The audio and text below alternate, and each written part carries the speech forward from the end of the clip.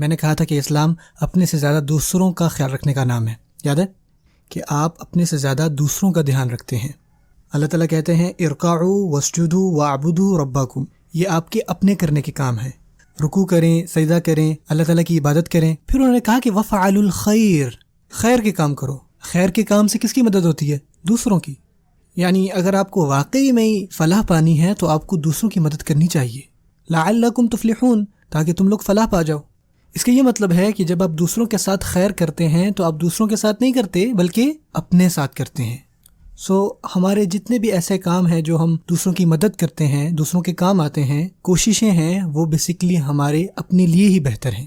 کبھی پیچھے مڑ کر ایسے نہ دیکھیں کہ اگر آپ نے کبھی کسی مسجد کی کوئی مدد کی ہو یا کسی اسلامک ایونٹ یا پروگرام کو بہتر بنانے میں آپ نے کسی کا کوئی چیک لکھ کے دیا ہو اور آپ یہ کہیں کہ میں نے ان کی مدد کی، آپ نے صرف اپنی ہی مدد کی۔ اور جس ٹائم آپ نے یہ کہا کہ میں نے ان کی مدد کی ہے، اس کی کوئی وقت نہیں رہتی۔ پھر میں اللہ تعالیٰ کے سامنے جا کے یہ نہیں کہہ سکتا یا اللہ جو میں نے آپ کی راہ میں دیا تھا وہ کدھر ہے؟ اللہ تعالیٰ کہیں گے تم نے خود ہی کہہ دیا کہ تم نے ان کی مدد کی۔ آپ دو نیتوں کو ایک ساتھ نہیں رکھ سکتے اس طرح سے۔ اللہ تعالیٰ ان میں سے ایک نیت کو لیں گے۔ اگر آپ اللہ کی راہ میں کچھ بھی دے رہے ہیں، چاہے وہ وقت ہے یا پیسے ہیں یا اپنی کوئی بھی ذہنی یا جسمانی قوت لگا رہے ہیں یا آپ نے کسی کو بھی کوئی مشورہ دیا ہے، تو آپ کو چاہیے کہ آپ اس کا ریٹرن صرف اللہ تعالیٰ سے امید رکھیں اس کی۔ اگر آپ نے بدلے میں کسی اور کو ذہن میں رکھا کہ یہ مجھے کچھ دے دے گا، تو اللہ تعالیٰ کو یہ چیز بالکل پسند نہیں۔ اللہ تعالیٰ اس چیز کو بالکل پسند نہیں کرتے۔ ہماری نیتوں کا اخلاص میں ہونا اس لیے اتنا ضروری ہے۔ اگر آپ اس نیت میں کسی کو بھی ڈالتے ہیں، اپنے آپ کو، کسی اور ایجنڈے کو، تو پھر وہ نیت ٹھیک نہیں رہتی۔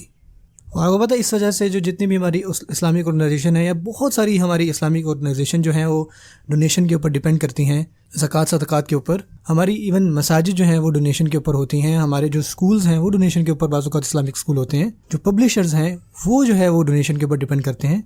کچھ لوگ جو ہیں بڑا چیک لکھتے ہیں، کوئی لاکھوں روپے کا جو چیک ہوتا ہے، اور ایک دم سے شیطان ان کے پاس آتا ہے اور سب سے پہلے کہتا ہے مبروک، مبارک ہو جی، ٹھیک ہے مبارک ہو تمہیں۔ پھر وہ آگے اس کو کہتے ہیں کہ تم کیوں نہیں ان کو مشورہ دیتے کہ جو اس کارپیٹ کا کلر ہے وہ تم چینج کر دو، کیونکہ تم نے اتنا بڑا چیک لکھ کے دیا ہے، تمہاری بات کی کوئی تو وقت ہونی چاہیے۔ آپ جاتے ہیں اور آپ جا کہتے ہیں کہ اس کا لال رنگ کر دیں کارپیٹ کا۔ آپ نے وہ سجیشن چیک دینے سے پہلے نہیں دی تھی، لیکن جیسے ہی آپ نے چیک دیا تو اب آپ کی جو سجیشن ہے وہ 30-40 ہزار ڈالر کی بن جاتی ہے، اور آپ یہ امید رکھتے ہو کہ جو آپ کی سجیشن ہے، آپ کی بات ہے، اس کی بہت زیادہ قدر ہونی چاہیے، بہت زیادہ قدر و قیمت ہونی چاہیے۔ اور ایسا پتہ کیوں ہوتا ہے؟ کیونکہ آپ نے پیسے دیے، اور پھر آپ کی نیت صرف یہ نہیں ہوتی کہ آپ نے اللہ تعالیٰ کے لیے اس کو دیا تھا، بلکہ یہ ہوتا ہے کہ اب آپ کی بات کی کوئی زیادہ اہمیت ہے، اور اس صدقے سے پھر آپ کو وہی ملے گا، صرف وہی۔ کیا اتنا کافی ہے؟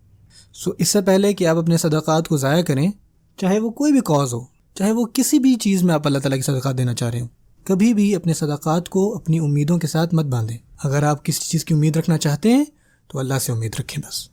پرسنلی جب میں کوئی چیک لکھتا ہوں، جب بھی کوئی چیک لکھتا ہوں، تو میں اس کے اوپر ایک عبارت لکھتا ہوں which is ما نقص مال عبد من صدقۃ، مال جو ہے وہ کبھی بھی صدقہ دینے سے کم نہیں ہوتا۔